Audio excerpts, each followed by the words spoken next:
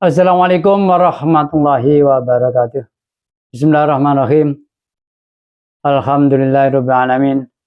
Wassalatu wassalamu ala asrofil anbiya'i wal mursalin wa ala alihi wa sahbihi ajmain abadu. Qala musannif rahimallahu taala wa nafa'ana bihi wa bi ulumihi fid dharin amin. Mari pada kesempatan hari ini kita lanjutkan kajian kita untuk melanjutkan kajian di hari yang lampau. Bismillahirrahmanirrahim. Wa naqimu lan kelawan yenton jumenake sira as-sholata ing salat wattaquhu lan wedya takwa sapa sira kabeh ing Allah taala maha luhur Allah. Wa huwa utai Rabb utai Allah iku al-zat ilahi kang maring Allah tu sarun dan kiring dan kumpula ke sapa sira kabeh tu mauna den kumpula ke sapa sira kabeh yaumal kiamatin dalam kiamat ing hisami krono hisab. Ayat ini meneruskan yang kemarin disebutkan petunjuk yang diberi Allah yaitu berupa agama Islam, yaitu hamba Allah disuruh mengikuti, disuruh nurut taat kepada Allah. Nah di sini buktinya taat itu salah satunya menjalankan sholat. Mengapa kok khusus sholat? Kemudian sini diberi berikutnya takwa ya. Ya karena perintah yang paling utama itu kan ya sholat, setelah ikrar masuk Islam sholat ya. Ya banyak perintah yang lain, tapi yang awal kan sholat. Dan sholat itu setiap hari, apalagi orang laki-laki ya, tidak ada libur, tidak ada holiday. Misalkan kita bepergian, yang ada kan di jamak, tidak libur. Kecuali wanita memang ada saat-saat tertentu ya. Maka di sini disebutkan sholat ya, setelah harus mengikuti Allah Subhanahu wa taala, Allah yang menguasai alam, yang membuat alam yang kita tempati ini, ya kita sebagai terima kasih setelah beriman ya melakukan sholat.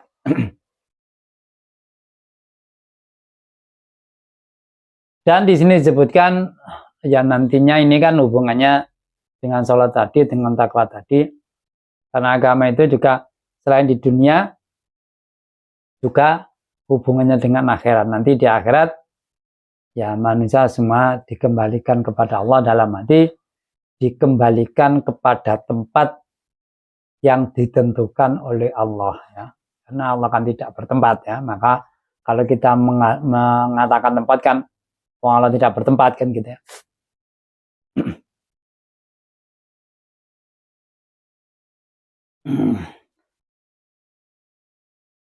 Itu tadi yaitu menjalankan sholat.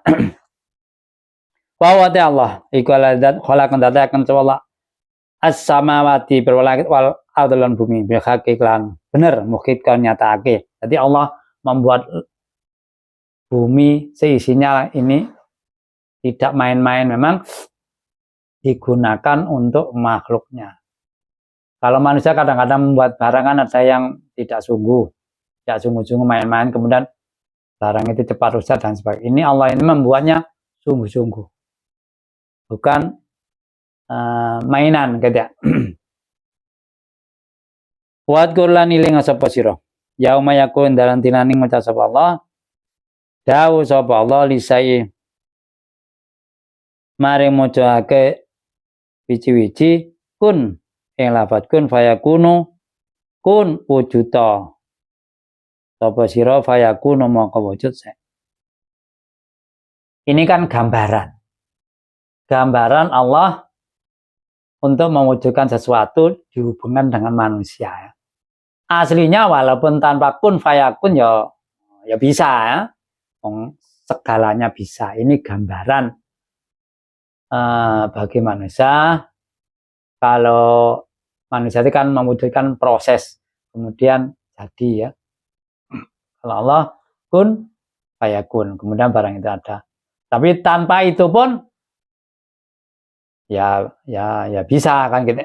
jangan yang orang punya pemikiran di sudut ilmu tauhid harus mengatakan itu, karena di Al-Quran begitu ya.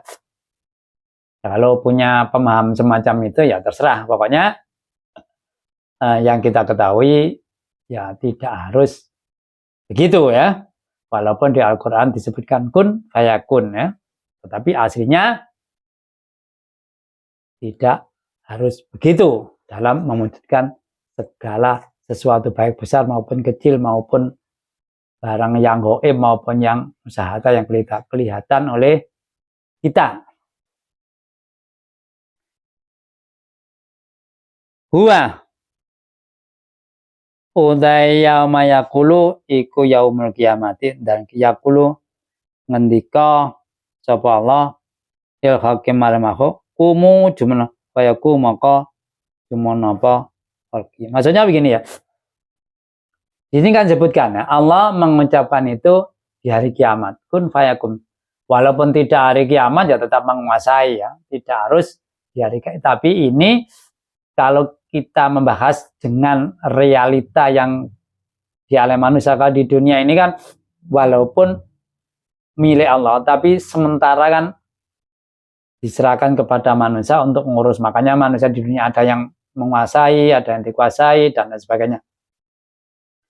Nah kalau di akhirat, ya tidak ada manusia yang ngapling-ngapling menguasai. Langsung dihadirat Allah Subhanahu wa Ta'ala yang menguasai, yang panitianya diserahkan kepada malaikat. Ya. Itu hubungannya begitu, bukan dalam arti kemampuannya kun fayakun di akhirat, bukan ya. Itu kan pendapat yang keliru.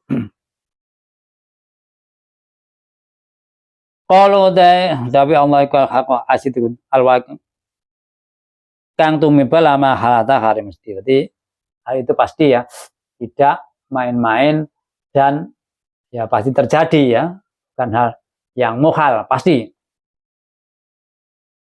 Walau lamreng alamu kutai karaton yauma yunfaku in dalam dinantet opo visurin dan soal kornin tegasik emprong an-nafkhoti peniup asan ini kang ping pindo min Israfil saking Israfil. Tadi ini menjelaskan ketika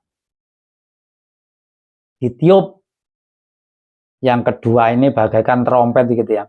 Ada yang mengatakan ini penjelasan pendapat ulama ya. Itu roh itu berada di trompet dan lubangnya buahnya. Ini penjelasan saja ya.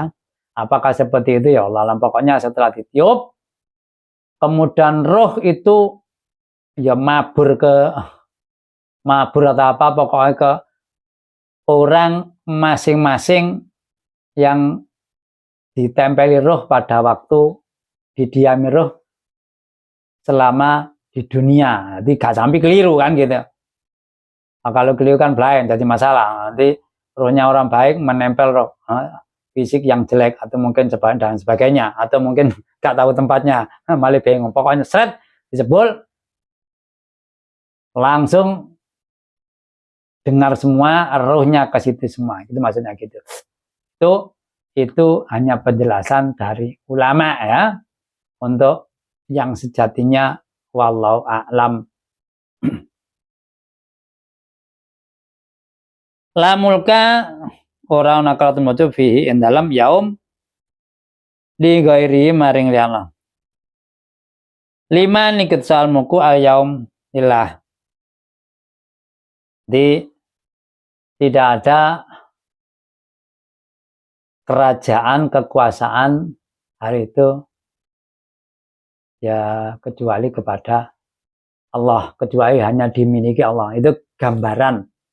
Kalau di dunia ini juga milik Allah, tapi untuk sementara ini kan yang kita lihat tampak pada diri kita ini kan dikapling-kapling, dikuasai oleh manusia. Walau penguasaan itu sementara, tetapi realitas kesementaraan ini kan dikuasai manusia kabur, gak bisa mengatakan, oh gue pangeran, aku boleh ya.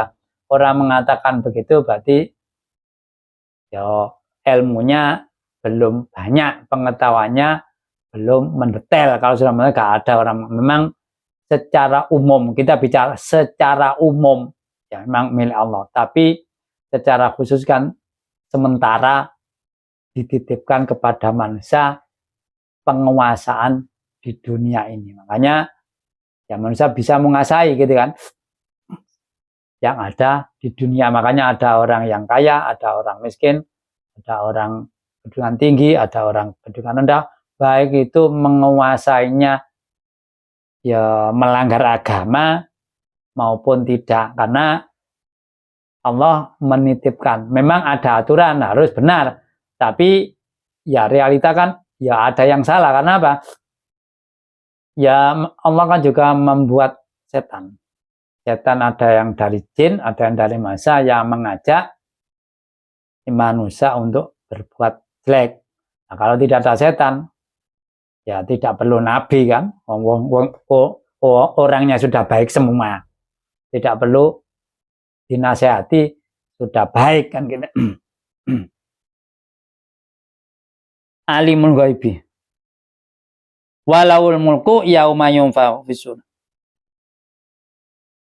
Alimul ghaibi kang nguri barang gaib wasadatilam alam ketinggalan. Mati barang kapan sama wa barang ceritakan ketinggalan. Maksudnya ini bisnis bat. Kalau ditunjukkan kepada manusia, ini kalau dinibatkan kepada manusia, manusia kan ada barang yang gaib, ada barang yang kecil, ada barang besar, ada barang itu sulit untuk mencarinya, ada barang mudah, kalau ada software, ada hardware dan sebagainya.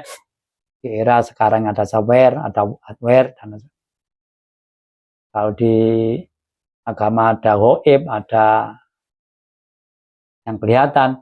Allah ya tidak begitu. Ini hanya gambaran kepada manusia untuk menunjukkan semuanya sama.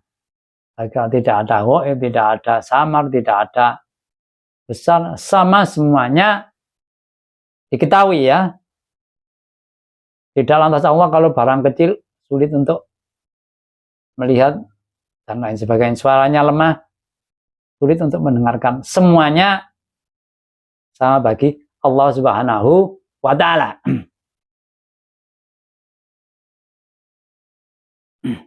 Wa wa ta'ala iku alhamdulillah jazana fi khalqi Allah al-khabir dan waspada bibatini bibatil asyai kam pira-pira jerone batine pra asya sesuatu kadhahirya kadhahir asya. Berarti maksudnya Allah ada yang bijaksana. Bijaksana kalau menghukumi ya sesuai aturan ya.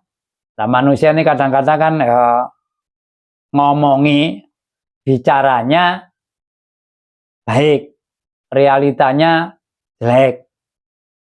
Apalagi orang yang punya pengikut, punya panutan, biasanya mudah diikuti walaupun apa yang dibicarakan belum tentu benar, apa yang dilakukan juga belum tentu benar, karena banyak pengikutnya. Ya pengikutnya ini yang membenarkan, orang lain yang menyalahkan ngamuk dia ya. Karena apa? Ya mungkin saja pengikutnya banyak, lebih banyak daripada yang tidak suka ya. Tapi perlu diketahui lebih banyak itu belum tentu benar daripada yang sedikit, walaupun yang mendukung itu orang-orang yang jadi tokoh agama ya, belum tentu ya benar ya. Makanya ya harus hati-hati, jangan ya gerusa-gerusu, jangan mudah terpengaruh ya. Kemudian di sini disebutkan tadi ya, tidak ada gaib, tidak ada musyahadah sama. Jadi melihat barang, mengetahui barang yang gaib maupun yang musyahadah sama. Kalau barang gaib bagi manusia, ya bagi Allah sama saja. Tidak ada gaib, tidak ada apa yang tidak gaib sama ya. Software, hardware sama saja. Kalau kita kan melihat software harus menempel di hardware. Kalau tidak menempel, misalkan kita HP. Softwarenya HP ini kalau tidak masuk di HP kan tidak bisa. Misalkan melihat Android, softwarenya kan Android. Terus Android itu wujudnya gimana? Ini kan baru diketahui digunakan setelah menempel masuk di HP. Kemudian Windows kan ada di laptop. Kalau tidak ada laptopnya, Windows-nya gentayangan bagaimana kan gitu ya? Ya tidak bisa ya. Wadkur. Lan iki yang itu kalau karena ngendika sapa Ibrahim li abi marang bapak Ibrahim azar tegese azar wa uta azar lakobu dulane wa uta azar lakobu lakope bapak Ibrahim ismu uta ismu adar kentar. Jadi ketika Nabi Ibrahim mengatakan kepada ayahnya, ini diceritakan kepada Rasulullah oleh Allah Subhanahu wa taala, Azar, ada yang di sini disebutkan namanya Tareh, tetapi ini kan apa ya? Kedua nama ini mufasir macam-macam. Ada yang ya Azar itu namanya, ada yang Tareh itu namanya, ada yang Azar itu pamannya dan lain sebagainya. Yang penting pokoknya Nabi Ibrahim mengatakan kepada ayahnya. Dan Nabi Ibrahim ini kan pada masa itu kan kekuasaan Namrud. Nah, Namrud itu kan ya raja yang apa namanya otoriter dan mutlak ya, seperti Raja Fir'aun. Zaman dulu kan banyak raja yang kekuasaan mutlak otoriter, tidak ada yang menganulir kan gitu. Dan biasanya membuat kebijakan yang aneh-aneh. Nah, suatu saat itu karena di masa itu kan banyak orang-orang yang ahli bintang, tidak tahu mungkin ahli bintangnya bagaimana. Kalau disebut ahli bintang mungkin sering banyak yang mempelajari tentang gemerlap bintang yang ada di langit barangkali ya. Maka dikatakan ahli bintang dan ahli, kalau sekarang dukun gitu. Mengatakan kepada apa namanya Raja Namrud, suatu saat nanti ada bayi yang dilahirkan yang akan mengganti agamamu dan ya bisa-bisa menggusur kekuasaanmu. Nah, kalau zaman dahulu ya, kalau sekarang model demokrasi saja ya masih dicidrai ya oleh penguasa kadang-kadang. Karena apa? Ya orang hidup ini rata-rata kan ingin menguasai, jarang ingin dikuasai. Ya kalau Nabi kan langsung sesuai perintah Allah, apa yang diinginkan Allah dijalankan. Ya. Kalau orang biasa menguasai, biasanya semakin lama menguasai, biasanya orang itu semakin otoriter. Menganggap dirinya ini lama menguasai, apa yang dilakukan benar, maka ya merintai kadang-kadang aneh-aneh ya. Lah karena adanya info dari orang ahli bintang, perbintangannya, ada orang lahir yang akan menggusur kekuasaannya, menggusur agamanya, maka kebijakan hampir seperti kebijakan Rasul, yaitu para suami dan istri dilarang berkumpul. Alasannya apa ya? Dia kan takut nanti punya anak. Aneh ya. Lah itu kalau wanitanya pas haid boleh berkumpul. Nah ini apa namanya? Kemudian Raja Namrud ini ya, memindahkan orang laki-laki ya dekat dengan hutan, halas supaya tidak pulang kan gitu. Kalau pulang nanti jadi masalah, berjumpa dengan istrinya, berkumpul, punya anak kan gitu. Ini modelnya kalau zaman Raja kan dibunuh anaknya, ini tidak boleh kumpul ya. Ya delala memang ya kekuasaan Allah ya. Raja Namrud ini mempunyai keyakinan kalau Azar itu orang yang bisa dipercaya. Dipercaya dalam arti bisa menjaga orang-orang tidak kumpul dengan istrinya, dia ini dipercaya boleh pulang, boleh menjaga kota, tidak ke hutan gitu ya.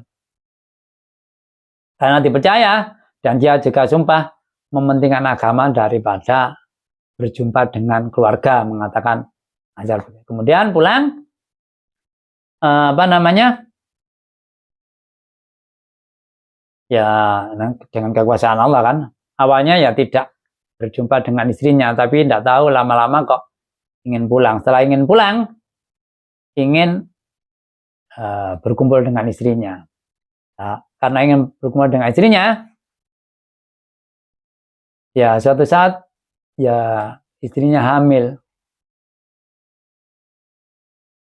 Nah, karena yang lain tidak berani berkumpul karena dijaga secara ekstra, kemudian Azar ini diberikan khususan karena dipercaya, delala juga berjumpa istrinya, berkumpul dengan istrinya, ya istrinya hamil. Kemudian pada waktu melahirkan, ya takut kan nanti khawatir dibunuh. Dia pindah ya, pindah jauh, ditempatkan kalau disebutkan ada yang ditempatkan di tengah sungai yang kering, ada yang ditempatkan di goa dan sebagainya. Pokoknya ditempatkan di situ jauh dari keramaian. Kemudian dibuntel kain ya, tinggal pulang. Setelah apa namanya? Ya setiap hari dilihat, pulang mungkin sering dilihat gitu. Ternyata ada keanehan. Keanehannya apa? Anak itu ditinggal masih hidup dan jari-jarinya itu mengeluarkan air, mengeluarkan susu dan lain sebagainya. Maka ya kalau lapar ya ngemut jari-jarinya tadi. Dan di situ tidak keluar-keluar dan perkembangannya disebutkan dalam cerita itu cepat. Maka di goa itu atau mungkin di tempat yang jauh dari keramaian itu sekitar 15 bulan. Suatu saat dia sudah bisa bicara, ya karena mungkin calon nabi masih kecil tadi, tanya kepada ibunya. Dia tanya, ya pertanyaan itu mungkin ya diberikan oleh Allah. Tentang Tuhan, siapa Tuhan saya? Ibunya saya. Tuhannya ibu, Pak, siapa? Ayahmu. Tuhannya ayah siapa? Ya tidak jawab, kemudian tapuk lambinnya, diam. Kemudian pulang cerita, wah, anak ini aneh ya. Pertanyaannya aneh dan bisa-bisa nanti merubah agama yang kita yakini, yang kita ikuti. Suatu saat ayahnya melihat situ dengan cerita itu. Dia tanya, Tuhan saya siapa? Ibumu. Tuhannya ibu siapa? Saya. Tuhannya bapak siapa? Tuhannya Namrud siapa? Lagi-lagi kita gak boleh bicara. Itu menunjukkan ya sejak kecil sudah ya namanya calon nabi ya. Sudah sejak kecil sudah ya, yang dibicarakan tentang Tuhan, nabi kan gitu, beda dengan orang biasa. Kalau orang biasa kan beda. Yang diomong biasa harta benda, kehidupan duniawi. Apa yang dikatakan oleh Nabi kepada ayahnya? Atatakitu apa to ngalap sira maten jenengan bapak asnaman ing berhala alihatan ing dadi pangeran tak butuh nyembah sapa sira ing alia setiap taubeh melen-melen. Apakah Bapak ini nyembah berhala dijadikan Tuhan? Karena zaman dulu kan berhala ya. Yang ada umumnya kan berhala. Memang awal-awal manusia kan menuhankan berhala atau menuhankan apa yang ada besar-besar di sekelilingnya. Awalnya kan gitu ya. Kalau sekarang mungkin macam-macam. Bahkan sekarang udah ada banyak orang yang anti agama. Ini kan anti agama ini kan melihat fenomena yang dilakukan oleh orang agamis, tetapi banyak yang melanggar larangan dalam agama. Itu intinya orang yang anti agama. Seandainya orang-orang yang agamis selain menjalankan perintah dan meninggalkan larangan, mungkin yang anti agama ya, tidak tambah, mungkin berkurang. Yang wis tokoh ngerti agama, ya karuan bukan tokoh gak ngerti agama ya, menjalankannya lala undi gak pasti, dan melakukan larangan rutin. Lain ndak, tokoh wis ditokohkan, diikuti, ngerti. Misalkan ada orang yang sholat rutin, puasanya rutin, loh ya sih nabrak larangan. Justru yang larangan ini kan misalkan kalau yang ngerasani. Nah kalau mungkin yang sudah sholatnya rutin, puasa rutin, mulutnya gak bisa ngerasani, ya mungkin banyak orang yang ikut di agama. Tidak bisa korupsi misalkan, ya banyak yang ikut yang. Ini satunya aroka ningali sapa ingsun sira wa qomalakum sira pitika tingkah asnam vidolan kesan anak hakin sarang mungkin kapetaban. Saya melihat ayah dan kaumnya ini ya termasuk kesesatan yang jelas. Karena apa? Berhala disembah tidak punya manfaat dan tidak membawa dampak negatif. Wakadha ningalake kamarin ningalake ingsun ing Ibrahim idala abihi ing kesasari bapane waktu. Ya ini kan ditunjukkan Allah ya. Kalau Ibrahim bisa mengetahui ayahnya dan kaumnya tersesat dalam hati, menyembah yang keliru, nyembah sing batil. Wong sejatinya bukan Tuhan, kok disembah. Sejatinya tidak boleh disembah, tapi disembah. Nuri melakukan Ibrahim malakuta sama wati ing boro-boro keratan mulka sama wal adilan bumi.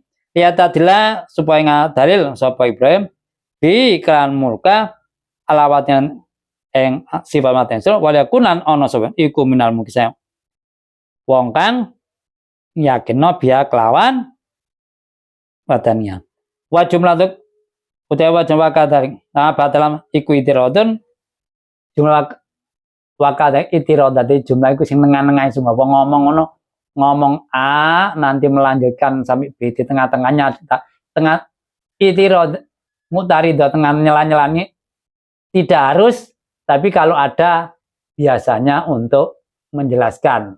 Tapi kadang-kadang juga tidak menjelaskan, beda pembicaraan ya, tapi tidak harus. Wa utibalan tenantap ala qala falama lafat alama. Sampai di sini barangkali ada yang kurang pas, saya masukkan agar ke depan kajian kita semakin baik dan semakin mudah dimengerti.